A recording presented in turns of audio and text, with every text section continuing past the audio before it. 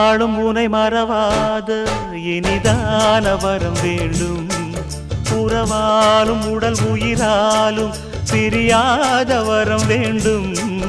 விழியோடு இமை போலே விலகாத நிலை வேண்டும்.